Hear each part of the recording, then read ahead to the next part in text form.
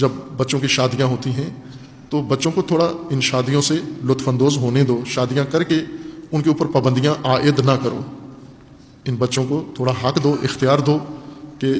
اپنی نجی زندگی میاں بیوی بے شک بزرگوں کے سائے میں ہو، لیکن ان کو تھوڑا موقع دو، آزادی دو ان کو، گھر کے اندر آزادی دو ان کو کم از کم، کہ انہیں کوئی چیز کھانے کو جی کرتا ہے کھانے دو ان کو، اگر کوئی چیز پہننے کو جی کرتا ہے پہننے دو ان کو، اگر دونوں کہیں گھومنے جاتے ہیں گھومنے دو ان کو، جانے دو کہیں تفریح کر رہے ہیں جا کے، اگر کوئی شوق ہے تو میاں بیوی ہیں جوان ہے آپس میں ایک رشتہ، مثلا بیوی کی توقع ہے شوہر سے کہ یہ چیز تو مجھے جوس پلا دو، وہ ساس اماں جوس کی دشمن ہے، خبردار تو نے مجھے جوس نہیں پلایا کبھی، اس کو کیوں پلائے گا، تیرے ابا نے مجھے آج تک جوس نہیں پلایا تو اس کو کیوں جلوس پلائے گا، تو یہ کیا طریقہ ہے؟ ان کو بچے ہیں، ان کی زندگی ہے، ان کو گزارنے دو زندگی آزادی کے ساتھ، جہاں غلط کام کرے روک لو ان کو، وہاں پر آپ سامنے کھڑے ہو جاؤ، غلطی نہیں کرنے دیں گے، بے ادبی نہیں کرنے دیں گے، بدتمیزی نہیں کرنے دیں گے، لیکن جہاں پر ان کے گھر کے اندر کوئی چھوٹی نجی ضروریات ہیں وہاں پر ہرگز ان کے سامنے یہ قدغن نہ لگاؤ۔ اکثر جو خاندانوں میں شادیوں کے بعد تلخیاں ہوتی ہیں یہ بہت تکلیف دہ تلخیاں ہیں، کسی بھی گھر میں، جب میں اپنی قلبی کیفیت بیان کر رہا ہوں، بہت تکلیف ہوتی ہے، دکھ ہوتا ہے کہ یہ کیوں ایسے ہے، مومن ہوتے ہوئے گھر کے اندر شادی کے بعد دوسرے دن لڑائی جھگڑے گلے شکوے تہمتیں بہتان اور ناراضگیاں، لڑکی اٹھ کے ماں کے گھر آ گئی، یہ دو وجہ سے ہوتا ہے۔ یہ غلطیاں دو کرتے ہیں، ایک میاں بیوی آپس میں چھوٹی چھوٹی باتیں اپنی بڑوں کو ماں باپ کو بتا دیتے ہیں، مثلا لڑکی کو فرض کرو انڈا فرائی چاہیے تھا، انڈا آملیٹ دے دیا انہوں نے، فوراً ماں کو فون کرے گی، یہ صحیح ناشتہ ہی نہیں دیتے مجھے، اس کو پراٹھا چاہیے تھا خشک روٹی دے دی، فوراً فون کرے گی پراٹھا نہیں ملا آج مجھے۔ اسی طرح لڑکا ہے چھوٹی سی بات اپنی اماں کو بتا دے گا، یہ نہ کرو یہ کام، ایک دوسرے کے رازدار بنو، میاں بیوی رازدار ہوتے ہیں، ایک دوسرے کی باتیں، لڑکی اپنے شوہر کی باتیں اپنی اماں کو نہ بتائیں، سہیلیوں کو بھی نہ بتائیں، لڑکا بھی اپنی بیوی کے راز اپنی اماں کو نہ بتائے، آپس میں رازدار بنو، محرم راز بنو ایک دوسرے کے، عمر بھر کے لیے محرم راز، ساری عمر کے لیے بیوی خزانہ ہو شوہر کے رازوں کا، اور شوہر خزانہ ہے بیوی کے رازوں کا، ان کی کسی پڑوسی کو بھی پتہ نہ چلے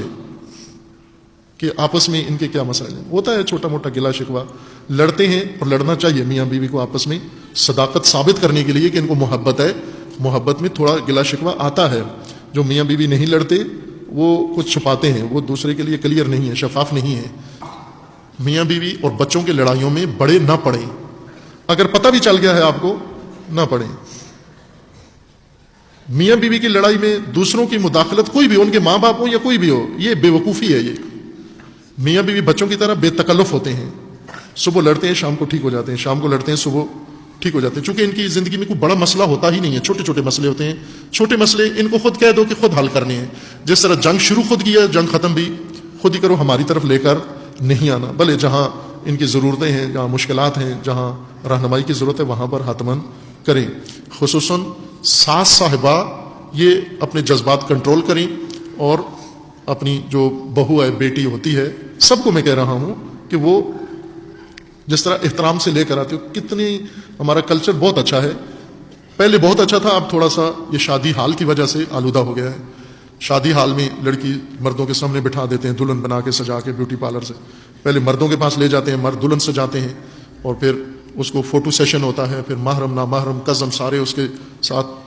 ہاتھ ڈال کے فوٹو بنا رہے ہوتے ہیں، تو یہ مومنوں کی شان نہیں ہے، نہیں ہونا چاہیے۔ دلہن خصوصاً پرانے زمانے میں مومنین شادی جب ہوتی تھی عورت کی تو اس کو کتنے دن کئی مہینے پہلے ہی ستر بٹھا دیتے تھے کہ اس کو دیکھے بھی کوئی نہ، رشتہ دار بھی کوئی نہ دیکھے، یہ احترام ہے اس کا۔ پھر شادی کے دن اس کی ڈولی کجاوا محمل بنتا تھا، اس کو کندھوں پہ اٹھا کے اور اس کو گھر چھوڑ کے، یہ تکریم ہے عورت کی، زوجہ کی، عزت کے ساتھ احترام کے ساتھ، اور اتنا جشن منایا، مہمان بلائے، کھانا کھلایا، ساری بستی کو بلا کے خوشیاں منائیں۔ کس بات کی خوشیاں ہیں؟ کہ ہمارے گھر ایک مہمان آ رہی ہے، ہمارے گھر ایک بیٹی آ رہی ہے، ہمارے گھر ایک بہو آ رہی ہے، یہ اسی بات کی خوشی ہے نہیں؟ اور یہ خوشی آخر تک قائم رکھو، اس نئے قدم کو ہمیشہ کے لیے مبارک رکھو، اس کو ہمیشہ احترام کرو، اس کا ہمیشہ تکریم کرو۔ اسے بھی ماں باپ احترام سکھا کے بھیجیں، رقابت سکھا کے نہ بھیجیں، اسے احترام۔ جہیز میں کچھ بھی نہ دو، ایک چمچ بھی نہ دو، کہ جہیز دینا لڑکیوں والوں کے لیے واجب نہیں ہے، غلط ہے، مرد پر واجب ہے سارا خرچہ شادی کا، گھر کا خرچہ، سامان، بستر، چمچ، ڈونگے، ڈشیں، پلنگ، رضائیاں، تلائیاں اور گدے اور سرانے اور